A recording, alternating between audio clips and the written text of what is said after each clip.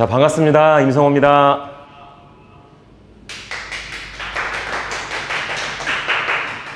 자, 오늘 세 번째 줌 라이브 미팅 진행하고 있습니다. 이효은 사장님 안녕하세요. 이효은 사장님 손 한번 흔들어 주세요. 네. 장경숙 사장님 반갑습니다. 아, 노경숙 사장님도 계시네요.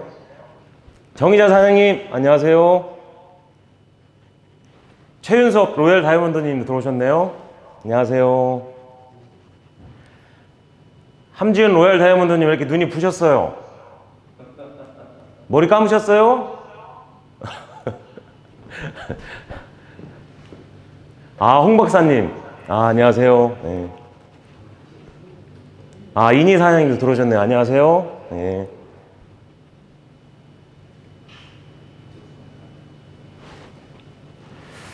자, 여튼 반갑습니다. 지난주에 부대표님 라이브 미팅 어떠셨어요? 너무 좋으셨죠? 저희 데일리 플랜이 정말 기가 막힌 플랜입니다. 되게 대실적이 누적되고 소실적은 보너스를 받으면 다 소멸되죠. 근데 저희는 대실적, 소실적 전부 어떤 형태입니까? 30일간은 다 누적돼서 매출이 없어도 PB가 발생이 안 돼도 약속된 보너스가 지급되죠. 다 알고 계시죠? 예, 그래서 저희 데일리 플랜이 정말 업계에서 최고의 플랜이 아닌가 싶고요. 이 플랜 정확하게 목표 설정하셔서 이번 달 또 다음 달 올해에는 멋진 돈 많이 버는 부자들 되셨으면 좋겠습니다. 자, 오늘 제가 준비한 내용은요, 100세 시대에 관련된 말씀 좀 드리려고 합니다. 자, 지난 흘러간 100년 그리고 앞으로 100년 과거와 현재는 무엇들이 많이 다른가, 자, 그거에 대한 것 좀 말씀을 드릴 거고요. 먼저 한국의 빅4 세대. 자, 한국을 한국전쟁 이후에 크게 4개의 세대로 나눕니다. 첫 번째 1955년에서 63년도에 태어나신 베이비 부머 세대이시죠. 뉴 60, 새로운 60대라고도 표현하고요. 56세에서 65세 분들. 자, 이분들의 키워드는 전쟁 이후의 생존이었죠. 경쟁, 소유, 또 집단의식이 굉장히 강합니다. 그리고 이분들이 한국 경제 발전을 위해서 헌신한 세대이시죠. 자, 두 번째는 X세대, 영포티, 새로운 젊은 40대. 저도 이 세대에 포함하고요. 올해가 마지막이네요. 아쉽습니다. 아니네요. 51세까지네요. 41세에서 51세까지가 X세대라고 표현합니다. 자, 이분들 이 세대의 키워드는요, 경쟁, 소유, 경험. 자, 이때부터 글로벌이라는 표현이 대두됐고요. 또 개인적인 성향이 나타나기 시작했고요. 해외 문화와 소비를 본격적으로 받아들인 세대, 청년에 가까운 영포티, 그러니까 젊은 40대라고도 표현이 되고요. 자, 그 다음은 밀레니얼 시대입니다. 밀레니얼 세대. 자, 이분들이 1980년에서 2000년도까지 출생하신, 자, 이렇게 요 분들인데 21세에서 36세까지. 자, 이분들의 키워드는요, 개인적인 어떤 취향, 경험, 공유, 무경제, 또 개인적인 성향들이 굉장히 강한 세대이시고요. 자, 이분들의 부모님들은 베이비 부머 세대입니다. 그리고 미래의 기성세대와 기성세대이자 향후 소비 세력, 경제 중심 세대죠. 우리나라 전체 인구의 1100만 정도가 이 밀레니엄 세대입니다. 그래서 어떤 경제학자는 그렇게 얘기하시더라고요. 앞으로 이 세대를 겨냥해서 어떤 소비 전략을 펼치지 않으면 기업들이 어렵고 문을 닫을 수도 있다라고 하는 세대가 바로 밀레니얼 세대고요. 자, 그 다음에 이 세대를 Y세대라고도 합니다. 마지막으로 Z세대, 11살에서 20살. 자, 이 세대분들의 키워드는 디지털, 디지털 네이티브입니다. 태어나자마자 스마트폰을 안고 태어난 세대라고도 농담처럼 얘기하죠. 자, 그래서 공유, 환경, 탈국가, 그렇죠? 동영상을 통해서 전 세계 어디든 소통할 수 있는 세대.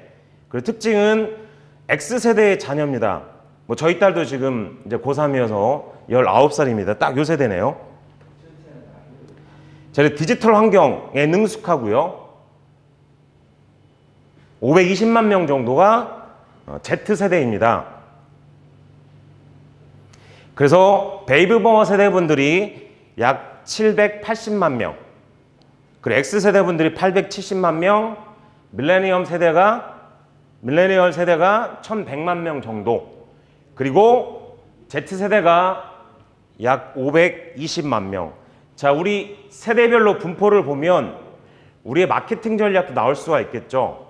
그래서 제가 다음 시간 줌 라이브 시간에 저희 업계 말고 다른 분야들은 어떻게 마케팅을 펼쳐 나가는지 그거 재밌는 자료 준비해서 또 방송해 드리도록 하겠습니다. 자, 이 중에 되게 특별한 세대분이 있어요. 자, 중장년층, 이분들이 베이비부머 세대이십니다. 자, 얼마 전에 중앙일보에서 발표된 내용인데요. 자, 이분들은 이중부양, 더블케어.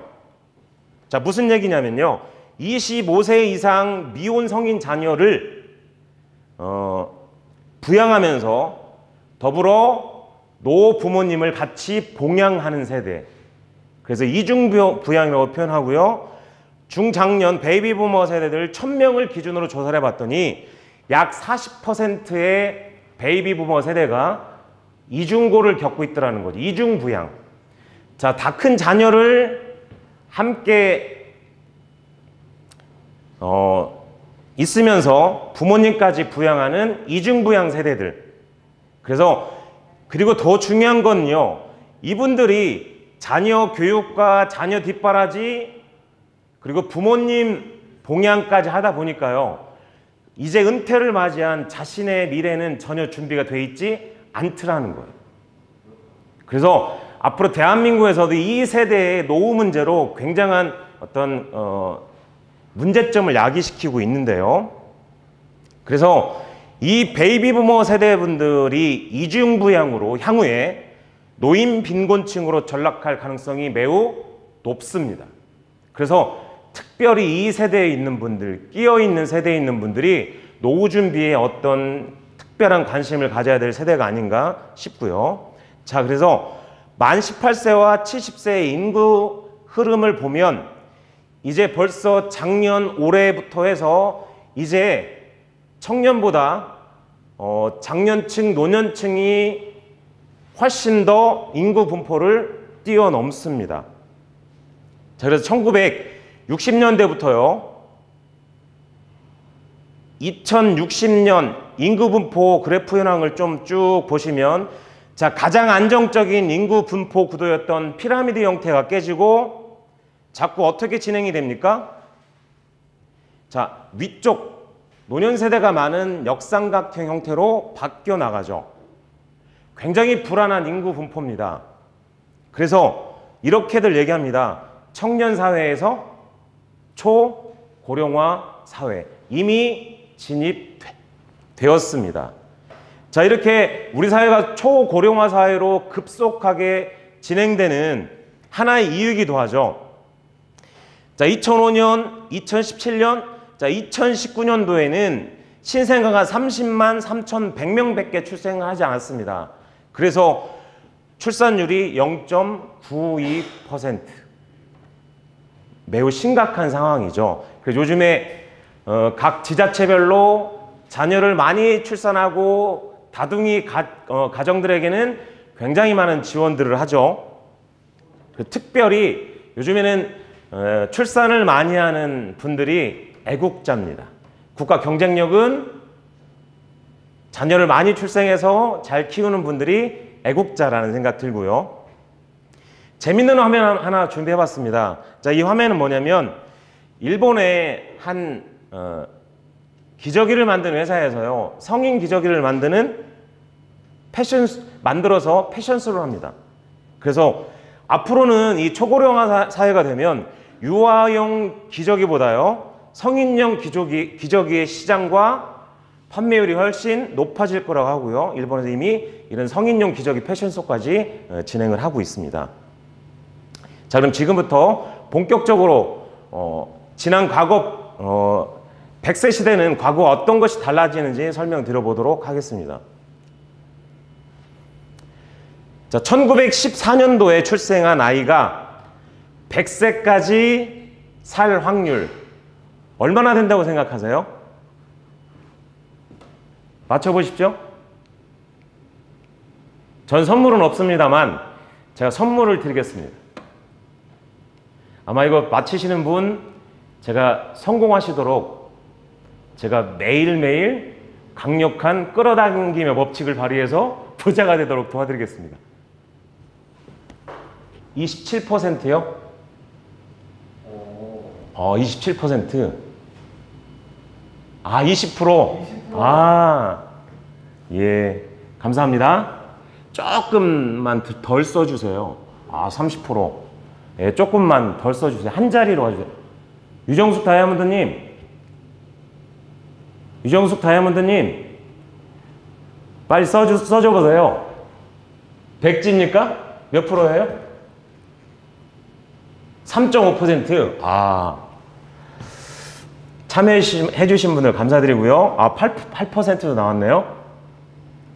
답을 말씀드리겠습니다. 1%. 1914년도에 출생한 아이가 100세까지 살 확률 1%입니다. 1%. 그래서 국내에서도요. 2017년도에 봤더니 100세까지 사셨던 분이 4,793명. 자, 그러면 2017년도에 100세를 맞이한 분이 그럼 몇 년도에 태어나신 겁니까? 1917년도에 출생하신 거죠. 자, 근데 이때는요, 1917년도 이때는 개인 위생이나 영양 상태나 뭐 상하수도 시절도 없고요. 자주 뭐 목욕을 할 수도 없었고 굉장히 열악한 상황이었죠. 자, 그런데 지금은 이런 개인 위생, 영양 상태, 또 건강에 대한 많은 지식들이 풍부해지고요. 자, 이 추이로 보면 2058년도에 가면 전체 인구 중에 100세 이상 장수하시는 분들이 10만 명이 넘는다는 통계를 통계청에서 발표를 했습니다. 그래서 그야말로 100세 이상 인구가 증가하는 호모 헌드레드, 100세를 사는 분들이 많이 생겨날 거고요. 이 100세 시대가 본격화되는 지점이 최근이 아닌가 싶고요. 자, 그러면 자, 이렇게 장수하시면 축복입니까? 재앙입니까? 오래 사는 게 축복입니까? 재앙입니까? 그렇죠? 준비한 분에게는 축복이겠지만 준비하지 않은 분에게는 재앙이 될 수 있겠죠. 자, 100세 시대에 준비되지 않은 삶, 죽음보다 더 무섭죠. 자, 그래서 오래 살았을 때 4가지 리스크, 위험이 존재한답니다. 자, 첫 번째가 무전 장수. 자, 여러분들 돈 없이 오래 사는 거 어떻게 생각하시나요? 돈 없이 오래 삽니다. 어떻게 생각하세요? 굉장히 비참하죠. 자, 요즘에 자녀 교육에 이런 우스갯소리가 있습니다. 아빠의 무관심과 엄마의 정보력과 할아버지의 할머니의 경제력이 그 아이를 잘 교육시킨답니다. 재밌는 얘기죠. 자, 우리 명절 때나 이렇게 할머니, 할아버지들을 찾아가는 이 손주들이요. 할머니가 손주를 안아줍니다. 아, 사랑한다. 그 손주들이 와닿지 않습니다. 할머니가 진짜 날 사랑하는지 와닿지 않아요. 근데 집회에 여사님이 하나 그려있는, 신사임당 여사님이 그려있는 지폐를 주면서 사랑한다 하면 그 사랑이 엄청 와닿습니다. 할머니가 날 정말 사랑하시는구나. 그렇지 않을까요? 네. 그래서 돈 없이 오래 사는 거는요, 어쩌면 이거보다 큰 재앙이 없을 것 같습니다. 두 번째, 유병장수예요. 병들어서 오래 살면 의미 있습니까? 행복합니까? 병들어서 오래 사는 거 역시 돈 없이 오래 사는 것만큼 이건 정말 불행한 일이죠. 자, 세 번째, 하는 일 없이 오래 살아요. 하는 일 없이 오래 삽니다. 100세까지 산답니다. 60세에 정년을 맞이합니다. 기업체는 50세면 이미 은퇴 준비를 해야 됩니다. 나머지 40년, 50년을 하는 일이 없습니다. 비참하죠? 그래서 마지막 날까지 내가 행복하고 내가 할 수 있는 일, 재밌고 즐겁고 가치 있는 내가 할 수 있는 일을 갖고 장수해야 행복하겠죠? 자, 네 번째는 독거장수예요. 외롭게 오래 살면 행복합니까? 이것도 고통이죠. 외롭게 혼자 사는 거. 자, 일본에서는 지금 어떤 트렌드가 형성이 되냐면 연세 드신 분들이 은퇴 후에 고층 아파트나 높은 층수에서 사는 걸 꺼려한답니다. 왜냐하면 1인 가구, 1인 세들이 워낙 많기 때문에요. 고독사. 자, 돌아가셨는지도 몰라요. 그래서 웃지 못할 트렌드죠. 일본에는 오전부터 죄송합니다. 시체 호텔이 있답니다. 이게 누구의 시신인지 가족들이 올 때까지 보관하는 시체 호텔이 있다는 사실 참 기가 막힐 노릇이죠. 일본에서는 너무 큰 집 말고요. 너무 번화한 대도시 말고 병원이 가깝고 우리가 일생 살아가면서 60세에서 75세까지요. 보통 평균 1억 원의 병원비, 몸을 치료하는 데 투자한답니다. 그 시기에 다 쓴다는 겁니다. 그래서 병원이 가깝고 또 이웃이 붙어있는 곳을 선호한다고 합니다. 자, 우리나라도 그렇게 되지 않을까 싶습니다. 자, 그러면 가장 장수하면서 가장 최고로 불행한 분은 뭘까요? 돈 없이 병들어서 하는 일 없이 외롭게 오래 사는 분. 비참하죠? 자, 그래서 제가 지금 강의 들은 내용은요, 이 책을 참고했습니다. 린다 그랜트라는 분이 쓰신 100세 인생을 참조로 해서 설명드리고 있고 굉장히 좋은 내용입니다. 혹시 서점에 들리거나 관심 있는 분들은 사서 읽어보시면 저희 사업에도 굉장히 도움이 되는 현실 점검하고요. 앞으로 우리가 미래를 예측하고 어떻게 살아가야 될 것인가에 대한 굉장한 흐름과 방향성을 제시하는 책이기도 합니다. 자, 그러면 100세 시대에는 과거와 무엇이 달라질까? 자, 이 책에서 이런 얘기를 합니다. 기존에 우리가 알고 있었던 상식 속에 3단계 모델이 붕괴된다고 합니다. 자, 3단계 모델. 자, 기존의 3단계 모델은요, 우리가 20세까지 교육을 받습니다. 그리고 60세까지 일을 해서요, 이러한 것 가지고 60세에서 80세까지 은퇴해서 그 돈을 가지고 노후에 살아갑니다. 자, 이게 기존에 우리가 알고 있는 라이프 사이클 3단계 모델입니다. 자, 그런데 2015년도 유엔에서요, 100세 시대 생애 주기 연령별 연령을 수정했어요. 17세까지를 미성년으로 보고요, 18세에서 65세까지를 청년으로 봅니다. 그리고 66세에서 79세를 중년, 66세에서 79세를 노년, 오타네요. 죄송합니다. 노년, 그리고 100세 이상이 된 분들을 장수 노인이라고 유엔에서 개념 정리를 해놨어요. 자, 그러면 지금 줌 라이브 미팅에 참여하시는 분 중에 65세 이상 넘으신 분 손 한번 들어주실래요? 손민심 사장님. 빼놓고는 아무도 안 계세요. 또 계시구나. 김정현 사장님. 그러죠? 외에는 65세가 아무도 안 계세요. 그러면 여기 지금 참여한 분들은 전부 뭐예요? 청년입니다. 청년. 뭐라고요? 여기 계신 분들 전부 청년. 청년이에요. 청년. 자, 전체 인구 중에 65세 이상의 노인 비율이 7%가 넘어가면 고령화 사회라고 정의합니다. 65세 인구가 15%를 넘으면 고령 사회라고 정의합니다. 65세 인구가 20%를 넘으면 초고령화 사회. 현재 우리는 고령화 사회이지만 OECD 국가 중에서 초고령화 사회로 가장 빨리 진입하는 국가, 바로 우리나라예요. 그래서 65세 이상 되신 분들 계속 비율이 늘어나간다는 말씀 드리고요. 자, 세계에서 가장 빠르게 초고령화 속도로 진행이 되고 있고요. 자, 노인 빈곤율. OECD 국가 중에 노인 빈곤율이 평균 저희 나라가 4배가 높습니다. 역사상 최초의 장수 사회를 살아가는 우리 세대에게는 그동안 이런 삶의 어떤 패턴을 살았던 모델이 없습니다. 모델이 없죠. 그래서 어떻게 이 시대와 세대를 살아나가는지 그 롤 모델이 없습니다. 그래서 앞으로는 정말 어둠 속에서 손을 더듬거리며 어떻게 아침밥을 먹을지 스스로 모색해 나가야 되는 그런 세대를, 우리는 살아보지 않은 세대를 살게 될 겁니다. 자, 100세 인생의 이 책에서 이 모델을 제시합니다. 100세 다단계 모델이라고 제시를 합니다.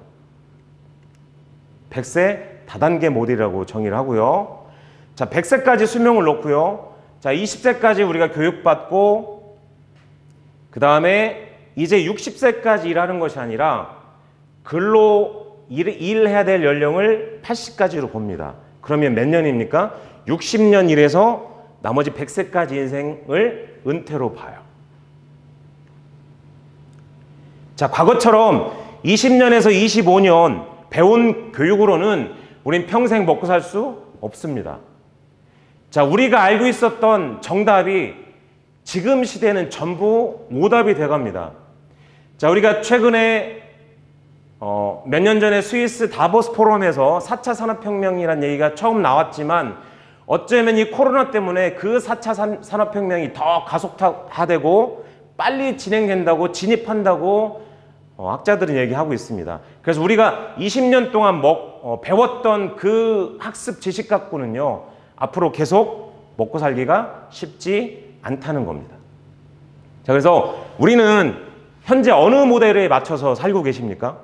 과거의 3단계 모델로 살고 계십니까? 아니면 100세 인생을 준비해서 다단계 모델을 통해서 미래를 준비하고 계십니까? 그래서 내가 알던 정답이 지금 맞지 않는 오답이 되는 시대에 우리는 살고 있고 예측할 수 없습니다. 첫 번째, 3단계 모델에 붕괴됐다는 말씀 드렸고요. 자, 100세 시대는 과연 무엇이 다른가? 두 번째, 이제 평생 학습을 통해서 미래를 준비해야 됩니다. 이제는요, 시대가 바뀌고 트렌드가 바뀌어요. 요즘에 그런 유머 들어보셨나요? 라떼 호스. 라떼 호스 아세요? 팀장님? 혹시 라떼 호스라고 들어보셨나요?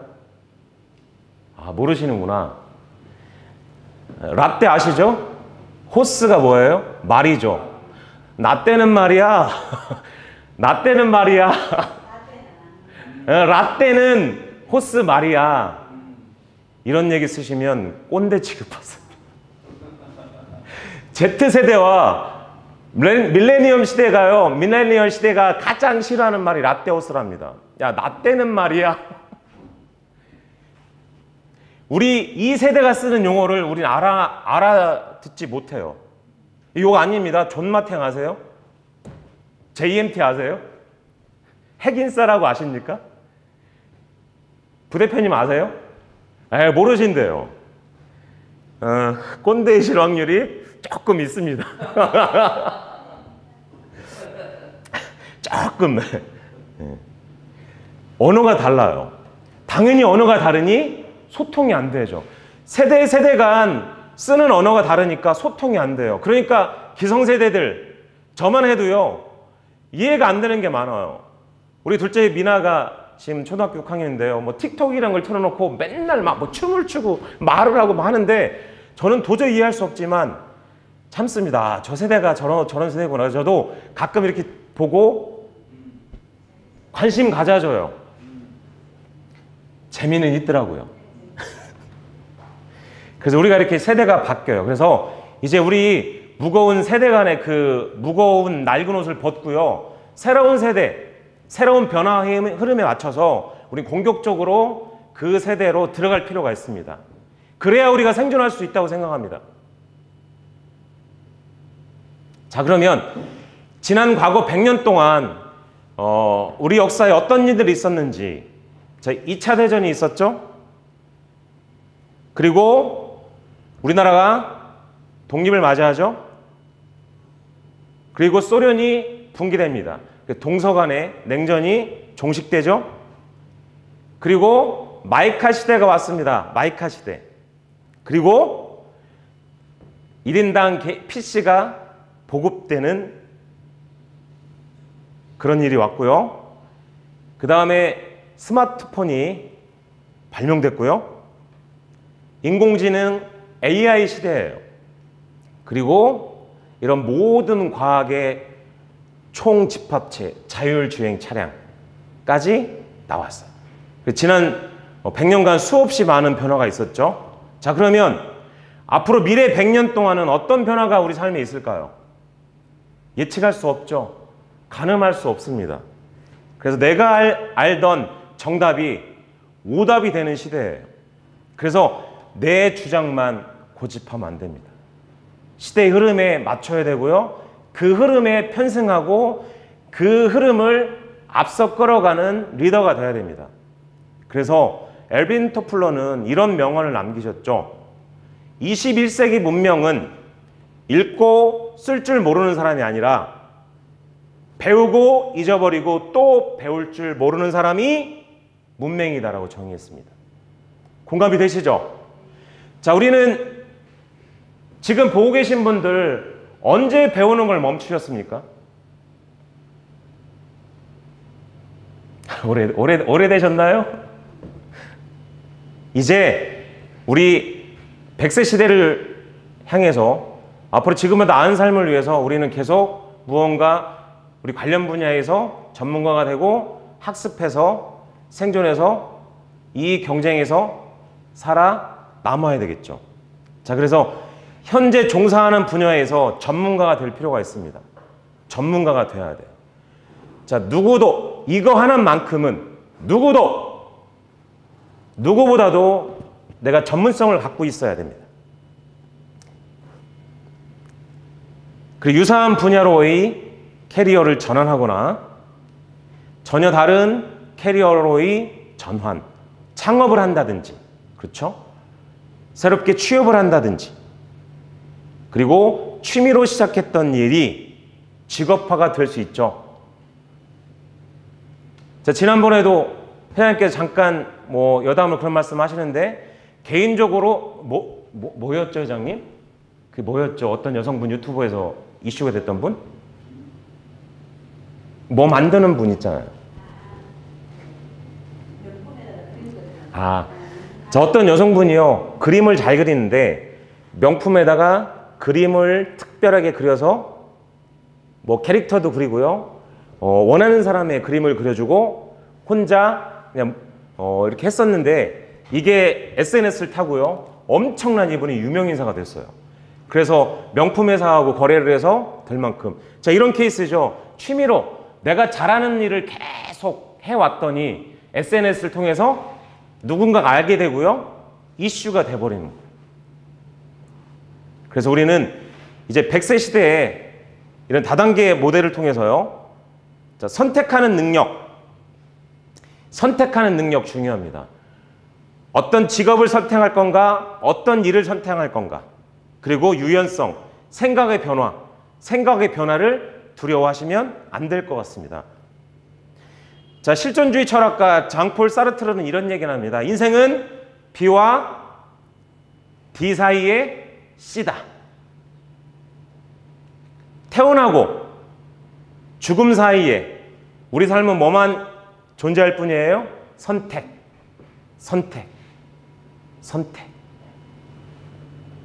선택이 중요하다는 말씀 드렸고요. 자, 87만 6천. 자, 뭘 의미할까요? 자, 우리가 100세까지 살게 되었을 때 시간으로 환산하면 87만 6천 시간이 됩니다. 이 긴 시간 동안 우리는 시간을 어떻게 쓸 것인가에 대한 깊은 고민, 연구, 뭔가 진지하게 생각해 볼 필요가 있습니다. 그래서 아인슈타인이 이런 얘기 하셨죠. 우리 인생은 우리의 여가 시간에 달려있다. 자, 어느 교수분은 이런 얘기 합니다. 시간으로 돈을 버는 건 어리석은 짓이고요. 돈으로 시간을 사는 사람들이 지혜롭다고 얘기합니다. 자, 사람이 하고 싶지 않은 일을 하면서 사는 건 매우 불행한 일이죠. 그렇죠? 저는 하고 싶지 않은 일을 하지 않고 사는 것보다 더 의미 있는 거는요, 내가 하고 싶은 일을 하면서 사는 건 더 소중하고 가치 있고 의미 있죠. 자, 지금 보시는 분들 얼만큼 내가 하고 싶은 일을 하면서 삶을 살고 계십니까? 시간에 구애받고요, 돈에 구애받고 여러 가지 환경 때문에 가슴속에 묻어두고 사는 꿈들 너무나 많지 않으십니까? 그래서 100세 시대를 맞이해서요, 이런 것들을 하나씩 하나씩 준비해 나가고 학습을 통해서 내 삶을 지금보다 더 의미 있고 가치 있고 풍요롭게 만들 필요가 있다고 생각합니다. 자, 100세 시대에는 과연 무엇이 다른가? 자, 세 번째, 어떤 의미에서요, 안정적인 정규직도요, 100세 시대를 맞이해서 결국 장기 임실입니다. 그렇죠? 요즘에 Z세대, 밀레니얼 세대들이 이런 얘기를 한답니다. 회사에 헌신하면 헌신짝이 된대요. 주객이 전도됐어요. 회사의 오너가, 경영자들이요, 직원들 눈치 보고 비유 맞추는 시대가 됐어요. 그래서 CJ에서는요, 호칭도 전부 수정했답니다. 자, CJ가 굉장히 엔터테인먼트 회사 중에 큰 회사고, 20대들이 들어가고 싶어하는 굉장히 선호가 높은 회사인데요. 이 회사에서는요, 호칭을 다 없앴답니다. 이제 입사한 신입사원에게도요, 임성호 님이라고 부르고요, 회사의 상무나 전무나 임원분들도요, 누구누구 님이라고 계급과 같은 호칭을 다 떼버렸대요. 자, 과거 어떤 권위주의적인 곳에서는 창의적인 생각이 못 나온다는 거죠. 그래서 자유분방하고 또 창의성을 길러낼 수 있는 그런 인재로 만들어가기 위해서 호칭까지 정리했다는 얘기를 저도 들었습니다. 자, 기존의 3단계 모델에서 보면요, 우리가 30세에 일반 기업체는 이제 40대 후반 들어가면 은퇴 준비해야 된다고 합니다. 그래서 20년 정도 재직할 수 있죠. 자, 근데 조금 더 안정적인 공무원이나 이런 직종에 종사하시는 분들은 65세까지 정년을 보장받아요. 그리고 약 35년 정도 일을 하셔서 나머지 100세, 45세까지 이제 은퇴 시점에서 노후 생활을 하시게 되죠. 자, 그런데 중요한 거는요, 우리가 은퇴하고도요, 길게는 50년, 짧게는 40년, 이런 세월을요, 또 그 다음 인생을 살아야 돼요. 자, 내가 현재 다니고 있는 직장, 내가 현재 하고 있는 일을 그만두었을 때, 직장을 나갔을 때 나는 바로 돈 벌 능력을 갖고 있는가, 준비되어 있는가, 한번 생각해 볼 필요가 있다고 생각합니다. 그래서 안정적인 직장일수록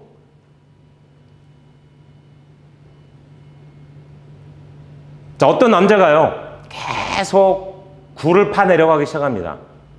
계속 굴을 파 내려가기 시작해요. 근데 어느덧 깊이 팔수록 어떻게 해요? 이제 굴에서 빠져나오지 못합니다. 자, 이거를 자기 역량 매몰이란 표현을 씁니다. 자기 역량으로 최선을 다해서 집중했는데 시대의 흐름이 바뀌어버렸어요. 제가 군대 가기 전에 학교에서 전산학개론을 너무너무 열심히 배웠어요. 명령어 집어넣고 MS-DOS, 플로피 디스켓, 이 나쁜 머리로 얼마나 힘들게 배웠는데 제대하고 나니까요. 윈도우라는 게 생겼어요. 윈도우 아시죠? 그러면 제가 그 전산학교에는 그 힘든 저한테 너무나 벅찼던 그걸 배우는데 그 시간과 노력은 뭐가 된 겁니까? 의미가 없어진 거예요. 주산? 요즘도 주산 배웁니까? 근데 과거에 우리 선배분들은 어떻게 해요? 주산 안 배우면 안 됐어요.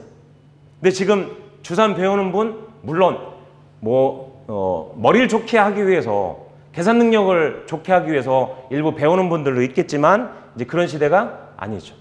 그래서 너무나 안정적인 직장일수록요 자기 역량 매몰에 빠질 수 있는 개연성이 높습니다. 그래서 이런 경우가 생기죠. 어린아이가요 내 몸에 맞지 않은 커다란 어른 양복을 입고 있어요. 그래서 회사 밖에서는요 무엇을 해야 할지 전혀 모르는 어른아이가 돼서는 안 되겠죠. 어른아이. 그렇죠? 그래서 항상 현재 내가 만족스럽고 괜찮다고 생각하는 내가 몸담고 있는 일, 그 일도 시대의 흐름에 따라서 언제 어떻게 될지 모릅니다. 그러니까 난 항상 어떻게 하셔야 돼요? 시대 흐름에 예민하고요. 어떤 흐름으로 전개되는지 내가 잘 숙지해서 그걸 준비하고 학습해서 내 100세 인생을 살아가는데 뭔가 계속 예민하게 민감하게 반응하고 준비해 나가셔야 된다고 생각합니다. 자, 그리스 철학자 디오게네스라는 분이 있어요. 이분이 견유학파, 스스로 자신을 개에 비유합니다. 나는 죄송합니다. 이분의 말로 나는 개 같은 삶을 사는 사람이다. 죄송합니다. 욕은 아닙니다. 이분 얘기입니다. 이분은 개와 같은 삶을 살아요. 옷도 헐벗고요. 그리고 그 당대에 아테네에 있었던 속물 지도자들, 철학자들, 스승이라고 생각하는 사람들을 허물을 찾아서 막 물어뜯습니다. 그리고 콩죽을 끓여 먹고 요 견유학파의 선두주자, 이분이 창시했죠. 디오게네스라는 분이 있는데, 자, 그 당시에 귀족과 기득권에게 굽신거리면서 했던 분들이 있어요. 자, 이분들이 디오게네스에게 이런 디스를 합니다. 조금만 굽신거리면 그렇게 콩깍지나 삶아먹고 살지 않아도 될 텐데 라고 얘기합니다. 자, 디오게네스는 서슴없이 이렇게 반론합니다. 콩깍지 삶아먹는 법만 배우면 그렇게 굽신거리며 살지 않아도 될 텐데. 참 의미 있는 얘기 같습니다. 이제 정말 우리 100세 시대에 살고 있고요. 100세 시대에 맞는 생각, 말, 행동 잘 배우셔서요. 미래 준비로 행복한 인생을 다들 사시길 바라겠습니다. 그리고 매일 저희가 외치는 거죠. 성공하기 시조인 애물큐에가 얘기했던 거. 자, 나는 날마다 모든 면에서 점점 좋아지고 있다. 나는 날마다 모든 면에서 점점 좋아지고 있다. 자, 같이 한번 읽어보실게요. 시작. 나는 날마다 모든 면에서 점점 좋아지고 있다. 자, 오늘 세 번째 채이은 줌 라이브 미팅 진행했습니다. 자, 저희가 이렇게 모일 수는 없지만 모이지 않더라도 늘 저희 사업을 성장시키고 발전시키기 위해서 고개더, 그렇죠? 저도 그렇게 생각하지만 세계적인 이 업계에서 성공하신 많은 리더들은요, 셀프 리더십을 강조합니다. 자, 이 사업은 우리의 삶은 우리가 주인인 우리의 인생이죠. 그래서 한 번밖에 주어지지 않은 이 소중하고 이 귀한 우리의 삶을, 멋진 삶을 살 수 있도록 계속 변화에 민감하시고 또 배우는데 아끼지 않는 그런 멋진 분들이 되시길 바라면서 오늘 금요일 줌 라이브 미팅은 마치도록 하겠습니다. 자, 전국에서 체인을 통해서 멋진 성공을 꿈꾸는 많은 분들, 요즘에 장마철입니다. 제발 운전 조심하세요. 운전 조심하세요. 자, 많이 졸리시면 휴게소에서 잠깐 쉬시고 차 한 잔 드시면서 휴식 시간 가지시고요. 과속하지 마시고 운전 조심하시고요. 또 건강관리 잘하셔서요.